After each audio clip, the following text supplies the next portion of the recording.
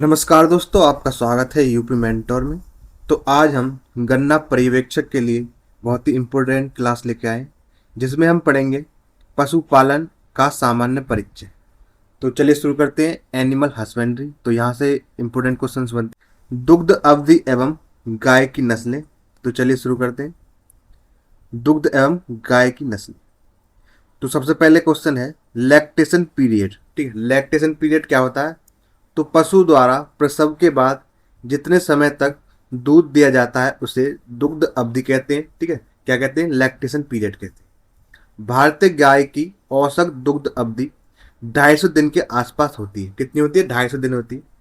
Next है इसमें करन Swiss. यह एक उच्च उत्पादक संकर गाय की नस्ल है। क्या नाम है? करन स्विज। नेक्स्ट है जर्सी। यह सबसे छोटी शुद्ध देसी नस्ल प्योर ब्रीड है। इसके दूध में बसा प्रतिशत, फैट का जो परसेंटेज है अच्छा होता है और यह प्रतिदिन लगभग 20 लीटर दूध देती है। कितनी देती है? 20 लीटर दूध देती है। ठीक है, हर एक लाइन से एक क्वेश्चन बनेगा। ठीक है, याद रखना। नेक्स्ट है हॉलस्टीन फ्रीजियन। इसका उत्पत्ति स्थान कौन सा है? हॉलैंड या नीदरलैंड है। यह सर्वाधिक दूध देने वाली नस्ल है। ठीक है, लगभग 25 लीटर प्रतिदिन के हिसाब से ये दूध देती है। ठीक है, क्या नाम है? हॉलस्टीन फ्रीजन है। नेक्स्ट आ जाती है साहीवाल। ठीक है, तो भारतीय नस्लों में सर्वश्रेष्ठ एवं सर्वाधिक दूध देने वाली नस्ल है साहीवाल। ढीली त्वचा, ठीक है, लूज स्किन होने के कारण इसे लोला भी कहते हैं। ठीक है, याद रखना है, इंपोर्टेंट है। नेक्स्ट है इसका दूध सबसे मीठा माना जाता है। ठीक है, कैसा होता है इसका दूध? सबसे मीठा होता है। चलिए अब नेक्स्ट टॉपिक पे बढ़ते हैं। भैंस की प्रमुख नस्लें। Buffalo breeds. तो सबसे पहले है मुर्रा। ठीक है, मुर्रा दुग्ध उत्पादन में सर्वश्रेष्ठ नस्ल है। इसे काला सोना, ब्लैक गोल्ड तथा ब्यूटीफुल ब्रीड भी कहा जाता है। ठीक है, नेक्स्ट आ जाती है महसाना। यह मुर्रा और सूरती दोनों का है संकर है। ठीक है, संकरण है, संकर से विकसित नस्ल है। ठीक है, किस किस से ब्रीडिंग कराई गई इसकी? मुर्रा और सूरती से। तो उससे बनी है महसाना। ठीक है, इंपोर्टेंट है, पूछी जा सकती है। आगे बढ़ते हैं। नेक्स्ट नागपुरी। इसके सींग तलवार के आकार के जैसे होते हैं। ठीक है, कैसे होते हैं? तलवार के आकार के जैसे, स्वॉर्ड शेप हॉर्न होते हैं इसके। नेक्स्ट है टोडा। यह नीलगिरी पहाड़ियों में पाई जाती है। इसका दूध सुगंधित होता है। ठीक है, बेल फ्लेवर्ड होता है। यह स्वभाव से शांत लेकिन आवश्यकता पड़ने पर जंगली जानवरों से भी लड़ सकती है। ठीक है, कौन सी है? टोडा है। कहाँ पाई जाती है? नीलगिरी पहाड़ियों में पाई जाती है। ठीक है, नेक्स्ट टॉपिक है हमारा।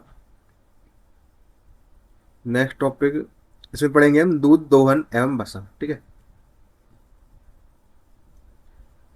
तो दूध दोहन एवं बसा, milking and fat content.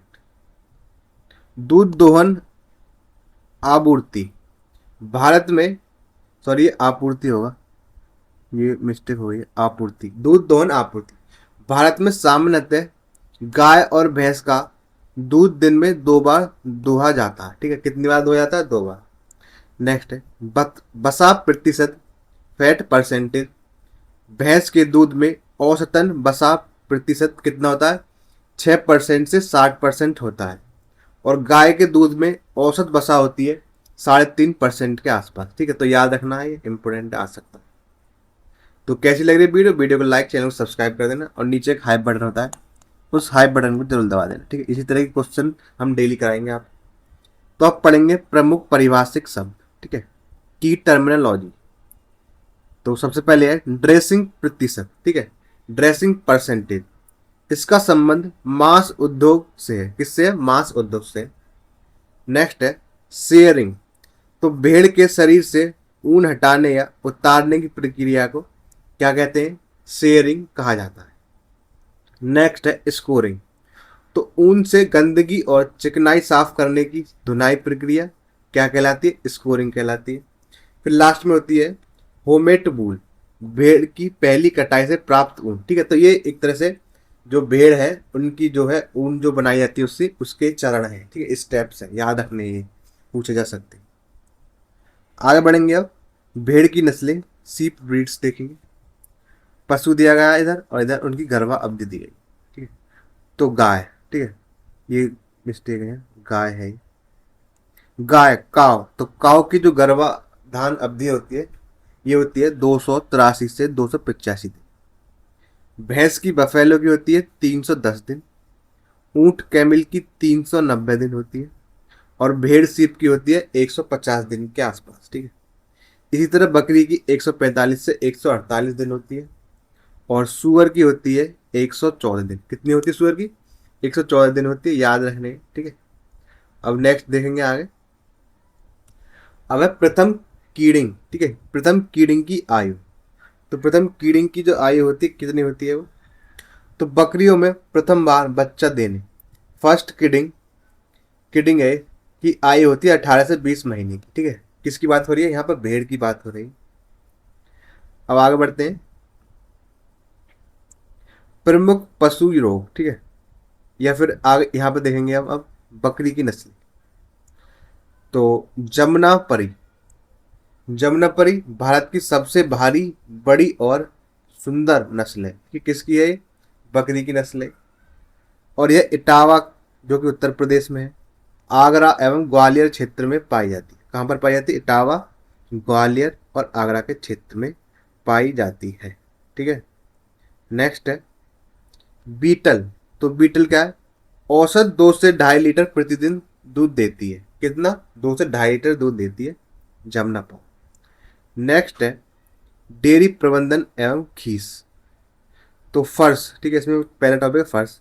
Dairy पशुओं के शेड के लिए सीमेंटेड फर्श सबसे उपयुक्त होता है। कैसा? सीमेंटेड फर्श होना चाहिए।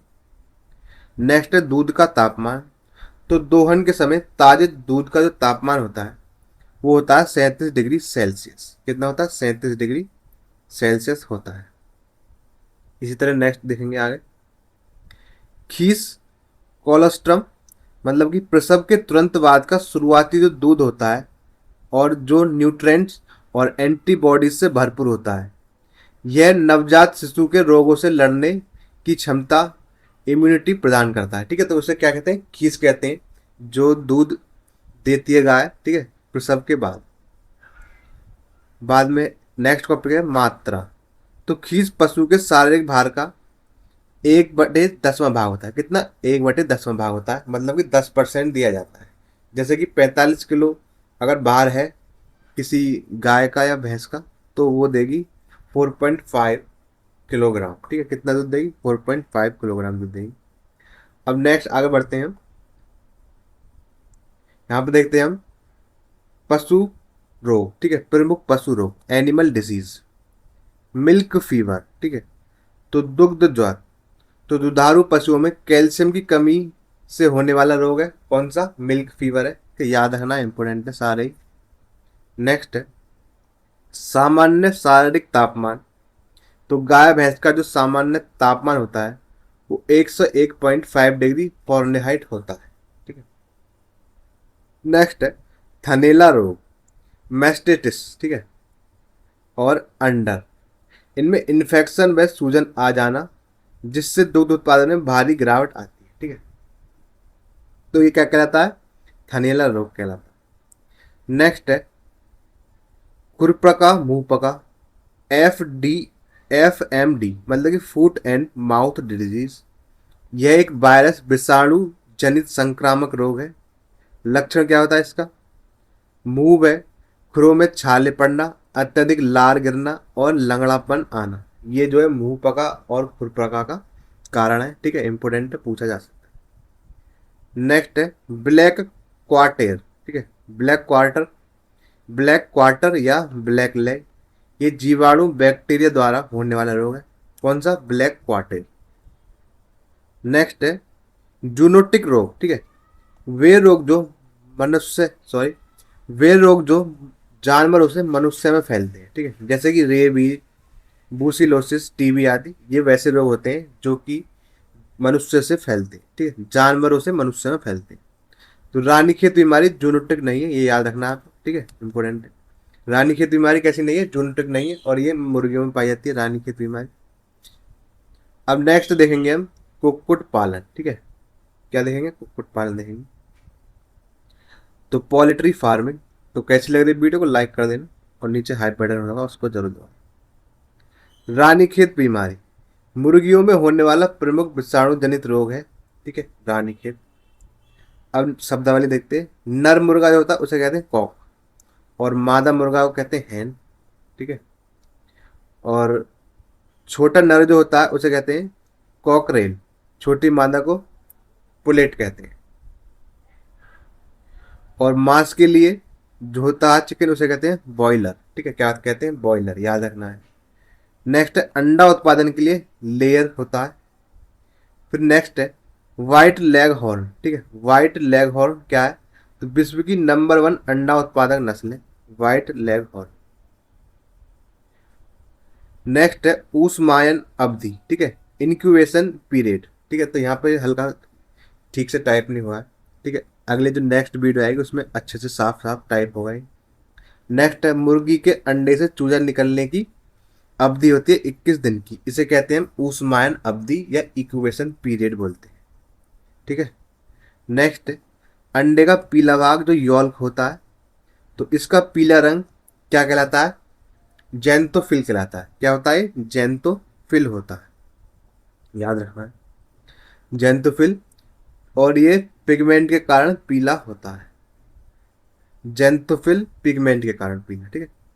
नेक्स्ट है अंडे का आवरण, एग सेल, मुख्य रूप से कैल्शियम कार्बोनेट CaCO3 का बना होता है। जो अंडे का जो आवरण होता है, बाहरी आवरण, वो किसका बना होता है, कैल्शियम कार्बोनेट का बना होता है। नेक्स्ट है ब्रूडिंग, ठीक है, क्या है, ब्रूडिंग है, दिख नहीं रहा होगा। तो ब्रूडिंग होता है छोटे चूजों को ऊष्मा या गर्मी देना।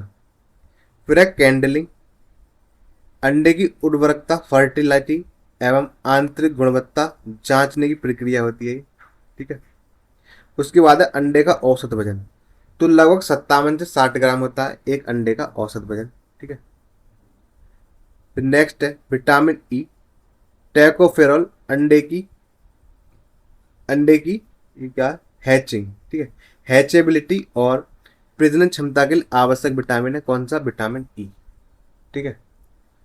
तो बस वीडियो में इतना ही। कैसी लगी वीडियो को लाइक करना और चैनल को सब्सक्राइब जरूर करना, और नीचे एक हाई बटन होता है उस हाई बटन को जरूर दबाओ, ठीक है। तो बहुत बहुत धन्यवाद वीडियो को लास्ट तक देखने के लिए। अगली जो क्लास है वो थोड़ी साफ आएगी, ये थोड़ा ठीक से दिख नहीं रहा होगा इसमें, ठीक है। तो बहुत बहुत धन्यवाद वीडियो को लास्ट तक देखने के लिए। और ये आपको PDF भी मिल जाएगी, आप अगर टेलीग्राम से जुड़ते हैं तो हमारे, ठीक है। तो टेलीग्राम का जो स्कैनर है वो आपको वीडियो के लास्ट में मिल जाएगा। तो बहुत बहुत धन्यवाद वीडियो को लास्ट तक देखने के लिए। दोस्तों, अगर आपको ये वीडियो पसंद आया तो नीचे इस नए हाइप बटन को जरूर दबाएं। इससे हमारे वीडियो को और मदद मिलेगी। लाइक और सब्सक्राइब भी जरूर करें। बेहतरीन रिवीजन के लिए जुड़े रहें। PDF और मास्टर नोट्स के लिए स्कैन करें, लाइक, कमेंट और सब्सक्राइब करें। आपकी सफलता हमारा संकल्प।